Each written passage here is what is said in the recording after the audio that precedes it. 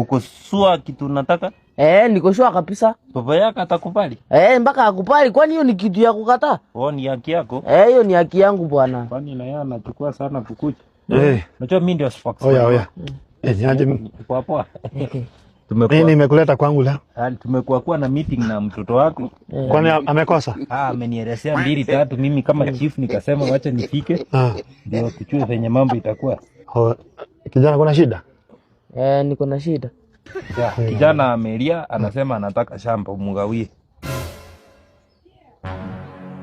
Tunasema unataka? Nataka shamba. Na hii miaka yako? Si nataka shamba. Unafanya nini shamba na hii miaka yako sasa hivi? Si hiyo ni haki yangu. Hiyo ni haki. Haki lazima itendeke. Chief wewe ndio unalibu watoto. Mimi sijamharibu, ni amesema 16 years old anafanya nini shamba? Unafanya nini shamba umesema?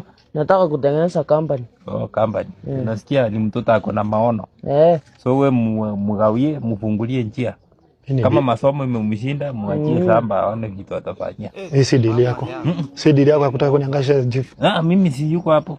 Mimi nimekuja. So mnakaaje chini na mtoto mnajadiliana kama mfike anataka shamba. Sasa si ndio. Na hajaniambia mimi kama nimekuita tu solve maneno. Utakawa shamba mugawi.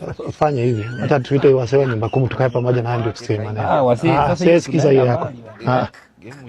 Wana mkasa kabisa hiyo shamba mimi nataka. Kwa hiyo shamba unanipea percentage ngapi? Naweza kupea 0.5%. 0.5 hiyo ni nini? Hiyo hata Janesa itatosa. Hiyo nimetoa. Wacha niongee na yeye mimi kwa hiyo shamba ni eka ulisema ni eka moja. Ni eka moja. Tunagawana nusu. Nusu. Sawa basi muongelesha tu, lakini hiyo shamba nataka. Hiyo rasmi asipokubali tutamuvinya.